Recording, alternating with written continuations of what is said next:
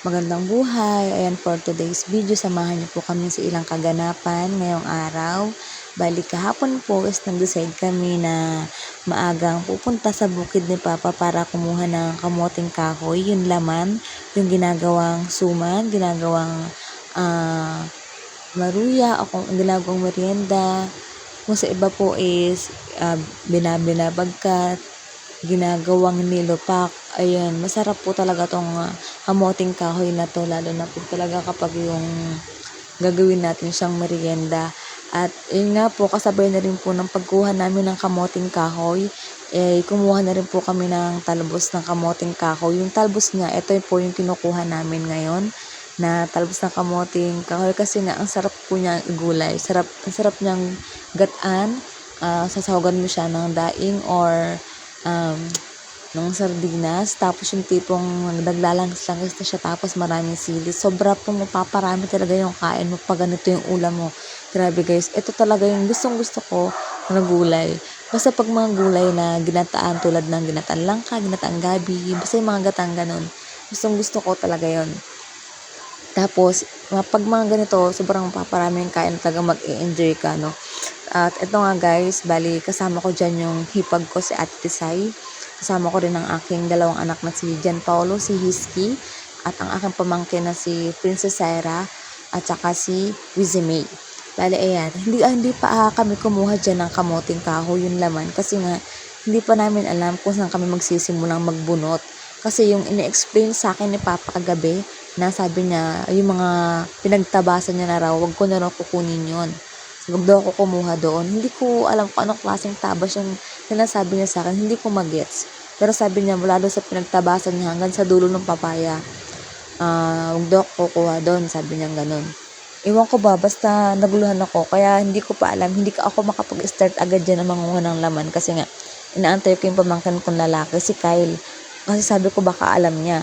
Ngayon hindi rin pala niya kabisado kung saan doon, kung saan kami magsisimula. Kaya sabi ko nga sa hipag ko, ayan, nakasama ko manguha ng talbos ng kamoting kahoy, is mamaya na tayo manguha. Kasi nga sabi ko, antayin natin si Kyle, baka alam niya. At ayan, sobrang nakaka-enjoy guys, manguha ng talbos ng kamoting kahoy. Kasi alam niyo, sobrang tataba ng talbos niya, ang lulusog. Tapos anong kagandahan siya, yung kasing taas mo lang siya, yung talbos ng kamoting kahoy. Tapos makakatawa kasi ang daming tanim ni Papa. May mga tanim din siyang kamoting bagin. Tapos may mga sili. Tapos may mga San Fernando, yung gabi. Tapos mayroon din daw doon kalabasa dati. Kaya lang parang, oo, dati natatandaan ko may mga kalabasa doon na tanim si Papa. At dahil nga wala na yung kalabasa, hindi ako nakakuha. Ang kinuha ko na lang yung kamoting bagin, yung kamoting, yung sweet potato, gano'n ko alam niyo yun. Tapos, kumuha ako nun kasi sabi ko parang masarap siyang ulamin ngayong araw, ngayong umaga. Kasi nga, ang plano ko talaga, yung, ang sarap na guys, yung pagtipong ilalaga mo siya, tapos sausaw sa bagoong na may kalamansi, tapos medyo maangang siya. Ang sarap nun eh. Yung gusto ko din kainin talaga yun. Kaya sabi ko, nung nasa dinner lang ako, pag naggawi ulit ako ng demanayat, yun, ito talaga yung una kong gugulayin eh, talbos ng kamoting kahoy. Ayan. At yun, kaya nung pag-uwi ko kaninang magas, yun, agad tinanong ko si mama kung anong gusto niya luto doon sa kamoting bagay, kung gusto ba niya ilalaga ako, or gagataan ko, or igigisa ko sa sardinas. Pero sabi ni mama, bahala daw ako kung anong gusto kong luto. Pero dahil nga may mga bata, kasi yung kapatid ko, is ang ginawa ko na lang, ay ginisa ko siya sa sardinas para nga may sabaw, o 'di ba? At iyon, sobrang man yung kain namin, okay naman. Walang natira doon sa niluto ko. Basta gulay guys, gusto ko yan. At sobrang eto nakaka-enjoy. Kung mapapansin nyo guys, ang gaganda ng tanim ni Papa dyan na talbos ng kamoting kahoy. Grabe guys, pag nasa ganito kang probinsya, masipag ka lang magtanim, masipag ka lang manguha ng gulayin. Grabe, hindi ka magugutom, promise. Kasi kung sa labas ka, syempre lahat dun bili dito, bili dyan, labas ng pera dito, labas ng pera dyan, o diba? Pag andito ka sa probinsya, may sarili ka lang tanim, masipag ka manguha ng gulayin, hindi ka na magugutom, libre ka na sa ulam, libre ka pa sa merienda, o diba? As minsan, pag wala din kaming bigas, naalala ko nung bata pa kami din nun, pag wala pa kaming bigas nun, tas ang kinakain namin ito talaga yung kamoting kahoy, tapos Minsan nilagang gabi yung San Fernando, minsan nilagang Saba, gano'n. Lalo na kapag pag may mga bagyo na dumadating tapos malalaking alon ta's hindi makalabas. Kasi dito sa'min wala pa siyang kalsada na puwedeng daanan ng mga sasakyan na hindi ka natatawid ng dagat. Wala pang gano'n dito sa'min. Bale ang sasakyan mo talaga pag pupunta kang Baler or pupunta kang Bengalan is bangka talaga yung sasakyan mo. Kaya no choice ka kapag may bagyo, malalaking alon, hindi ka makalabas, tapos yung tipong biglaang naubusan ka ng bigas, gano'n. Kaya ito talaga yung kinakain namin dati. Hanggang hanggang hanggang ngayon naman ito pa rin kinakain pa rin namin, pero nga lang siyempre minsan hindi na gaano nakakaano, parang merienda na lang ba. Tapos eto nga, bali basta masipag ka lang, total tabing dagat din naman kayo, masipag ka lang mangisda. Hindi ko alam sa iba kung familiar sila sa ganitong gulay na ginugulay yung ganitong talbos ng kamoting kahoy. Hindi ko sure ha kung sa inyo ba kinakain to. Pero sa amin talaga, alam ko yung iba familiar na din na kinakain yung mga ganitong gulay. Masarap naman talaga siya eh. So mga hindi pa nakakapag-try, try nyo po minsan. Talagang sobra. Pag natikman nyo po, mapapasarap talaga yung kain nyo pag ganito yung uulamin nyo guys. At ayan nga, bali dapat talaga ang kukuha ng dalahin ko sa Dingalan is si Papa. Kaso bigla ang may lakad siyang, papunta siya ng Baler. Kasi nga may lakad siya doon. Bali 6 AM din sila ng umaga umalis. Hindi ko alam kung 6 or 5 kasi tulog pa ako 6 na ako gumising. Hindi ko na naabutan si Papa na nakita ko siya na sumakay ng bangka o ano kasi tulog pa nga ako nun. Tapos ayun nga, bali dapat talaga si Papa yung kukuha. So hindi naman siya nakapag-asikaso kaya sabi ko kay mama ni Papa kagabi, ako na lang kukuha doon sa dulo. Ako na lang yung pupunta para kumuha ng kamoting kahoy tsaka ng talbos ng kamoting kahoy. Sabi ko magsasama na lang ako ng pamangkin ko na pwede kong isama. Para nga hindi rin kasi pag mag-isa ka guys, parang nakakaano naman, nakakapanglaw naman. Although umaga naman, pero ayun, sinama ko na lang din yung mga ko, yung pamangkin ko. At eto na nga, dito ako sa may part na sa may kubo dito sa kabila. At ito yung hipag ko, kumuha siya ng sili. Kaso yung mga sili hindi pa siya hinog, pero marami siyang nakuha guys, yung mga tanim din ni Papa. At ito nga, habang kumukuha ko ng kamoting kahoy, yung talbos, kumukuha rin ako ng talbos ng kamoting bagin. Yun yung nilalagayan ko ngayong umaga. At ayan nga, bali hanggang ngayon kumukuha pa rin kami ng talbos ng kamoting kahoy dyan kasi inaantay namin yung pamangkin kong isa. Kasi nga hindi pa rin kami makakuha ng laman. Kaya nga sabi nga ni Ate Sai is si Kay na lang daw yung kumuha ng kamoting kahoy para mas alam namin kung saan kami kukuha. Hindi rin naman pala niya alam kung saan mag-i-start kumuha ng kamoting kahoy. Kaya nga guys, ito na lang muna yung kinukuha namin habang inaantay namin siya. At habang mga nagpapasaway ang aking mga anak at ang aking pamangkin, nagkakaingay sila dyan sa kubo. Para hindi ka mainip, habang nagagwentuhan kami, habang kumukuha kami ng talbos ng kamoting kahoy, nagkikwentuhan na din kami ng hipag ko. Parang banding na rin ba namin, ganun.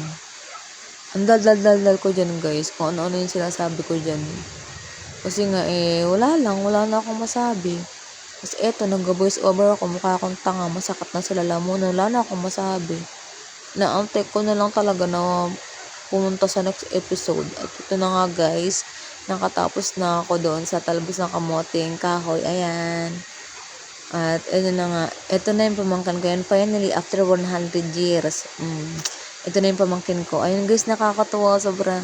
Naghukay na kami ng kamoting kahoy dyan. Diba? Ang dami niyang laman guys. Sobrang nakaka-enjoy kumuha ng laman ng kamoting kahoy.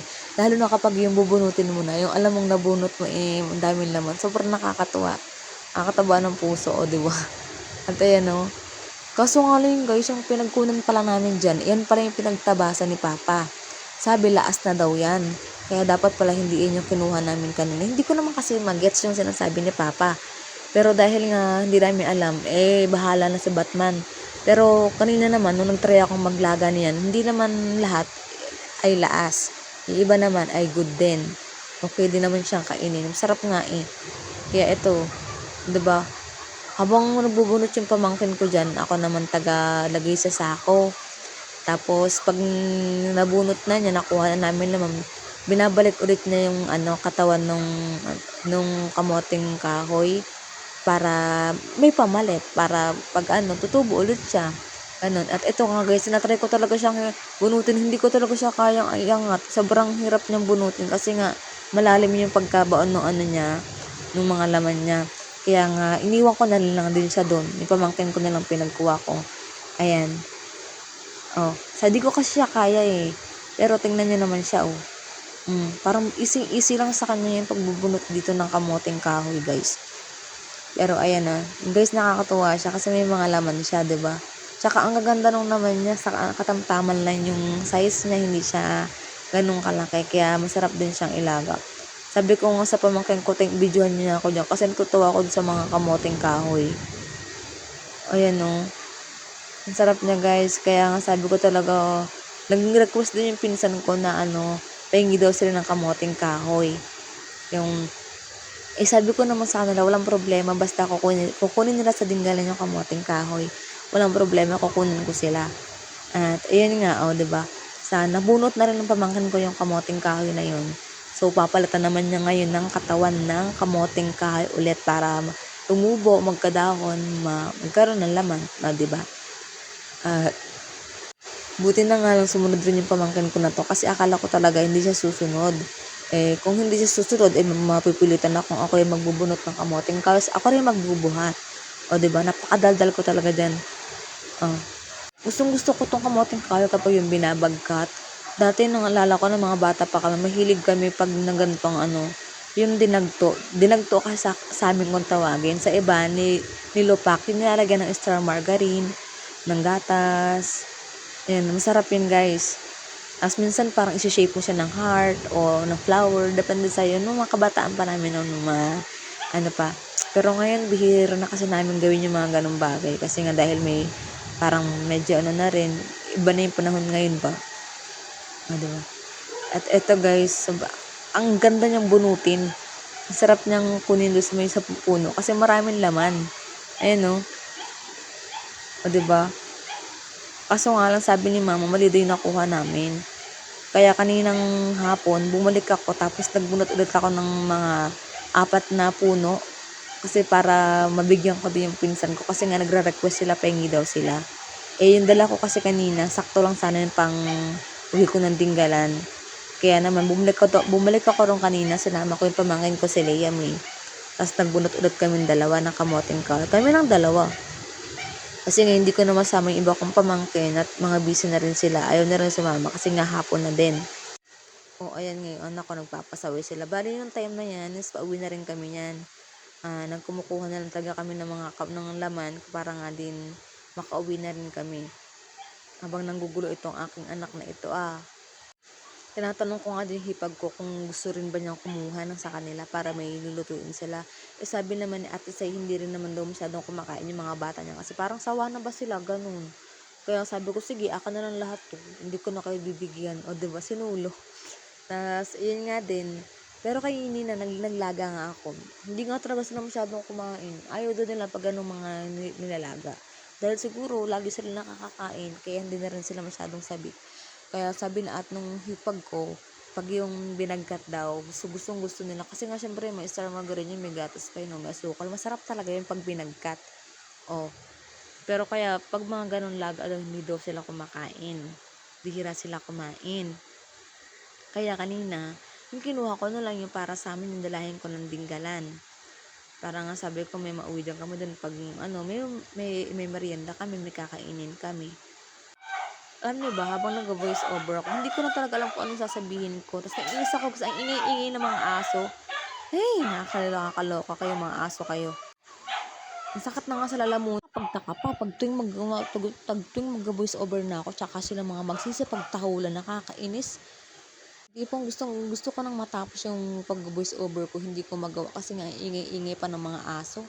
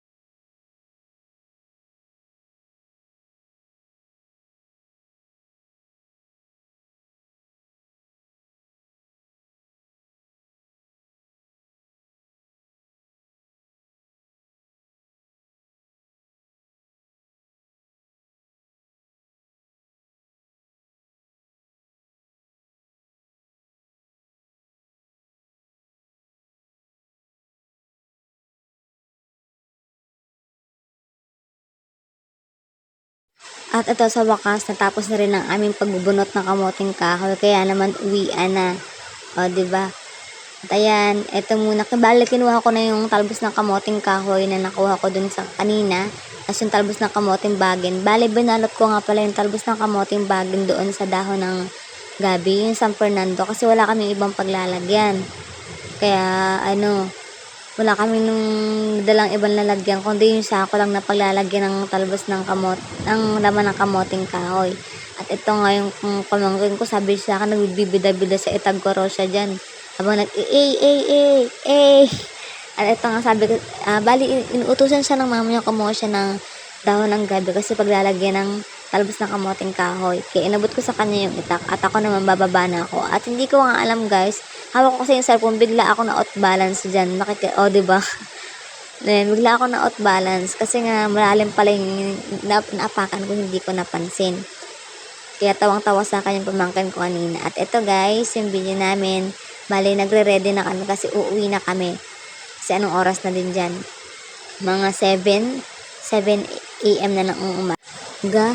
At syempre, after na enjoy na panguhan ng gulayin at ng kamoting kahoy, isang paalam na po kami. Hanggang dito na lang po ang aming video. Salamat po sa panonood. God bless. Bye-bye!